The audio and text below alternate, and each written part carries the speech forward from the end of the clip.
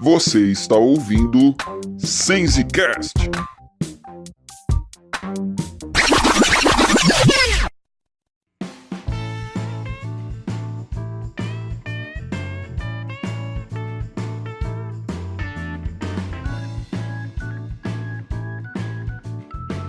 Fala, meu povo, tudo beleza? Estamos estreando hoje aqui mais um quadro no nosso podcast, é o Papo de Estante. E o nosso livro de hoje é um livro muito interessante que nós vamos descrever para você já já. Fique só ligado aí nos recadinhos que nós já estamos voltando.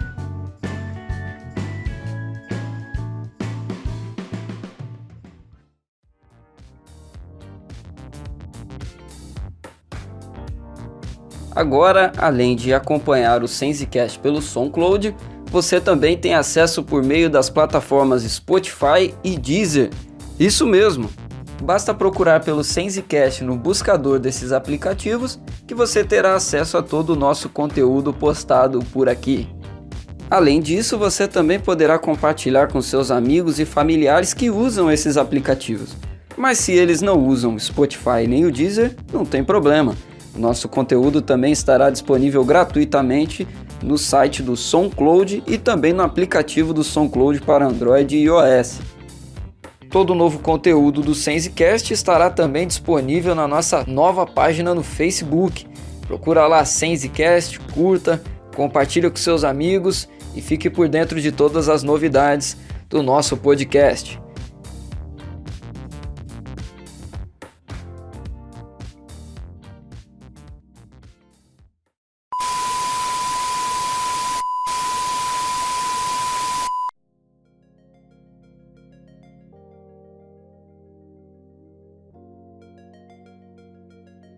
Estamos de volta com o nosso Papo de Estante, o primeiro de muitos que virão. O livro de hoje, como eu falei na abertura desse SenseCast, é um livro muito interessante. E o assunto é um assunto que nós vamos gastar aqui um tempinho falando a respeito dele, porque é algo muito importante para os nossos dias. É um assunto super atual, é um assunto que realmente a gente tem que parar um pouco para pensar, porque a gente acaba atropelando e perdendo a oportunidade de colocá-lo em prática na nossa vida. Pois bem, qual é esse assunto? Antes de te revelar, vamos falar aqui o que o Salmo 1 fala para nós sobre esse assunto. O Salmo 1 ele começa dizendo assim: bem-aventurado é aquele que não anda no conselho dos ímpios, não se detém no caminho dos pecadores e nem se assenta na roda dos escarnecedores. Pelo contrário, o seu prazer está na lei do Senhor e na sua lei medita de dia e de noite. Afinal de contas, o que é meditar, segundo as Escrituras? É o que nós vamos ver hoje no Papo de Estante. Vamos falar um pouco sobre um livro escrito no século XVII. Isso aí, é um livro meio antigo, né? Escrito pelo pastor puritano Thomas Watson. O nome do livro é Um Cristão no Monte, um tratado puritano sobre a meditação. Embora seja um livro antigo, ele nos oferece ensinamentos preciosíssimos para dias tão agitados e corridos como o nosso. Deixa eu te contar como que eu fui encontrar e conhecer esse livro. Foi no ano passado. Eu estava com o meu Kindle novo e aí naquela busca por livros para poder ler ali no aparelho novo que eu tinha acabado de ganhar, eu encontrei esse livro no meu plano de assinatura. Inclusive eu estava lendo ali alguns livros de John Bunyan, né, o autor do livro Peregrino, entre outras obras bem conhecidas, e aí apareceu esse livro do Thomas Watson lá na sugestão para mim. Eu achei ele bem interessante, o título é um tratado sobre meditação. Eu nunca tinha lido um livro especificamente sobre esse assunto e eu confesso para vocês que me surpreendeu demais. Eu esperava encontrar ali um livro difícil de entender, um livro com uma linguagem bem complicada, mas não, muito pelo contrário, é um livro com uma linguagem bem simples, bem direta e bem elucidativo sobre esse assunto.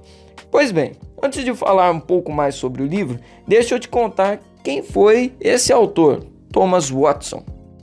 Nascido em 1620, Thomas Watson estudou em Cambridge, na Inglaterra, onde se destacou por sua notável seriedade nos estudos. Em 1646, iniciou um pastorado que durou 16 anos em Londres. E neste ministério ele combinou uma considerável erudição com pregação popular. Ou seja, Thomas Watson era um cara crânio, ele era uma pessoa de grande preparo intelectual, mas que conseguia conciliar esse seu preparo na preparação e na entrega de sermões que as pessoas pudessem entender. Não era aquele cara que ficava falando um monte de coisa que ninguém entendia nada. E isso ajudou muito o Thomas Watson a obter uma grande fama e popularidade naquele tempo como pregador. E só que tem um pequeno porém no meio dessa história. Em 1662, Thomas Watson foi expulso da igreja por causa do seu não conformismo. O que é esse não conformismo? Em 1662, aconteceu na Inglaterra o Ato de Uniformidade, que foi uma tentativa da alta cúpula da igreja de padronizar a liturgia e as pregações, uma tentativa que alguns historiadores dizem que foi na intenção realmente de tirar prestígio de alguns pregadores puritanos que estavam se destacando ali naquele contexto.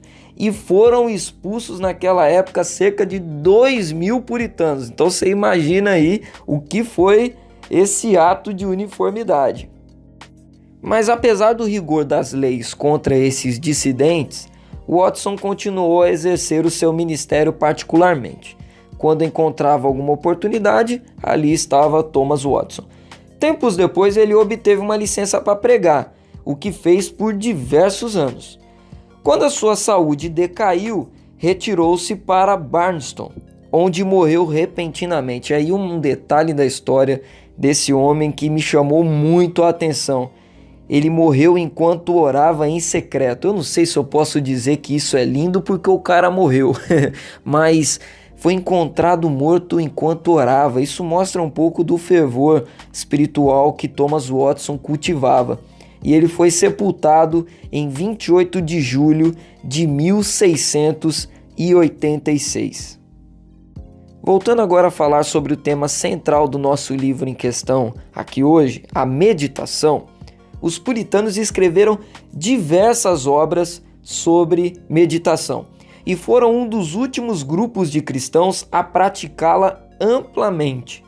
Nos nossos dias, a meditação é uma arte esquecida e tem sido primariamente associada ao misticismo oriental e à nova era, né? E realmente, muitas pessoas, você chega para falar sobre meditação, elas até estranham, né? Poxa, tá falando de meditação, isso é coisa de místico, isso é coisa de oriental, coisa de budista, né? E aí vai falando um monte, vai puxando a corda aí e vai puxando um monte de grupo aí. Mas meditação é algo bíblico. A palavra de Deus fala sobre meditar. E a meditação puritana, ao contrário da oriental, não incluía um esvaziamento da mente. Pelo contrário, estava intimamente associada com a leitura da Bíblia e a oração.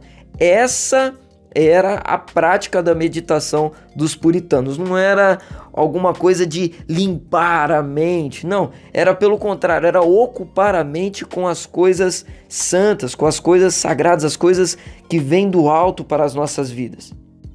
Chega a ser engraçado, mas é importante destacar o que difere a meditação em termos bíblicos da meditação do misticismo oriental. Porque para muitos, como eu falei, é estranho ouvir a palavra meditação. Porque em muitos momentos a gente acaba deixando essa palavra um pouco de lado na nossa caminhada. E isso acaba favorecendo um esquecimento da importância bíblica que ela tem. Então aproveito aqui agora, eu quero encerrar essa primeira parte deixando algumas perguntas para você responder aí para você mesmo. Se arrisca a responder elas? Vamos lá. Você lê a Bíblia regularmente?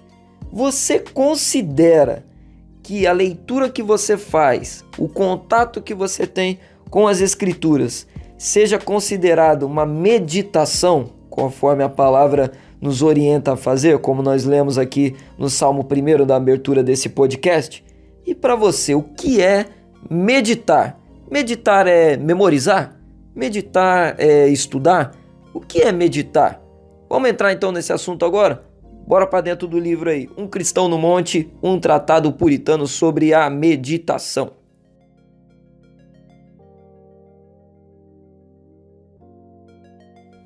Thomas Watson diz logo no início do livro, no capítulo 1, que, abre aspas, meditar é ruminar as verdades que ouvimos, fecha aspas.